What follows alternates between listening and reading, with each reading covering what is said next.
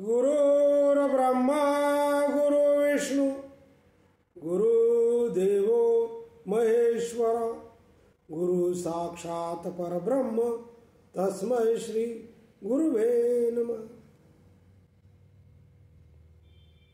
रामकृष्ण. चला ऐकूयात ज्ञानेश्वरीचं एक पान. आज आपण ऐकणार आहोत ज्ञानेश्वरीच्या 3ऱ्या अध्यायातील म्हणजे कर्मयोग या अध्यायातील पान नंबर 97, ओवी नंबर 64 ते 73. जे उचित कर्म सांडिती मग नैष्कर्म्य होऊ पाहती परी कर्मेंद्रिय प्रवृत्ती निरोधिनी. नेमून दिलेले कर्तव्य पालन करण्याचे टाळतात आणि केवळ कर्मेंद्रियांच्या प्रवृत्तीला विरोध करून कर्मातीत अवस्थेला प्राप्त करू इच्छितात. तया कर्म त्यागून घडे जे कर्तव्य मनी सापडे वरी नटती ते पुढे दारिद्र्य जाण. त्यांना कर्मत्याग तर घडतच नाही. मनात इंद्रिय भोगाचे चिंतन करणारे कर्मातच सापडतात. कर्मत्यागाचा बाहेत्कारी देखाव करतात. हे कर्मत्याग दरिद्री आहेत असे समज. ऐसे ते पार्था विषयासक्त सर्वथा ओळखावे तत्वता भ्रांती नाही.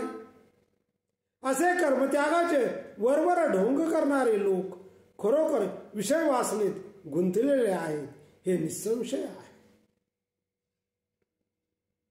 आता देई अवधान प्रसंगे तुझ सांगेन या नैराश्याचे चिन्ह धरून जरा.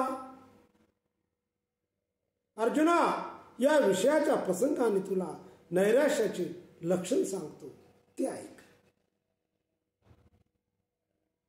जो अंतरी दृढ परमात्मरूपी गुढ बाह्य भागू तरी रूढ लौकिकू जैसा. जो मनात दृढनिश्चयी आहे परमात्म स्वरूपी रममान झालेला असतो, परंतु जो एखाद्या सामान्य प्रापंचिक मनुष्याप्रमाणे बाह्य आचरण करतो तो इंद्रिया अज्ञान करी विषयांचे भय न धरी प्राप्त कर्म नावेरी उचित जे जे. जो आपल्या इंद्रियांना विषय भोगाचे स्वातंत्र्य देतो परंतु विषय भोगातील आसक्तीविषयी भय धरत नाही आणि प्रसंगानुसार शास्त्रविहित कर्म करण्याची वेळ आली तर त्याचा तिरस्कार करत नाही. तो कर्मेंद्रिय कर्मी राहटता तरी न नियमी परी तेथीचे निउर्मी जाकोळेना. तो कोणत्याही प्रकारचे कर्म करीत असताना त्यांचे नियमन करतो. कर्तृत्व अभिमान फलाशा या विकारांनी व्यापला जात नाही. तो कामना मात्रे न घेपे मोहमळे न लिंपे जैसे जळी जळे न शिंपे पद्मपात्र.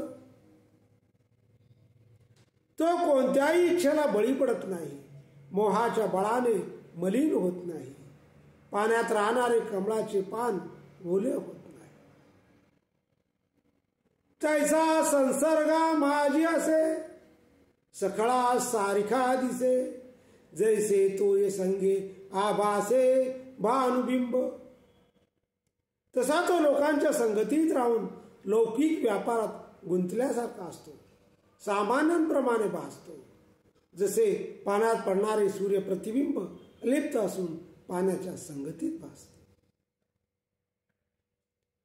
तैसा सामान्यत्वे पाहिजे तरी साधारणची देखिजे एरवी निर्धारिता ने निजे सोय जयाची. अशा पुरुषांकडे वारंवार पाहिले असता तो सामान्यासारखाच वाटतो. वास्तविक त्याच्या खऱ्या स्वरूपाचे निदान होत नाही. आजचं ज्ञानेश्वरीचं पान इथंच संपलेलं आहे. या पुढचं पान ऐकूयात पुढच्या भागामध्ये. रामकृष्ण.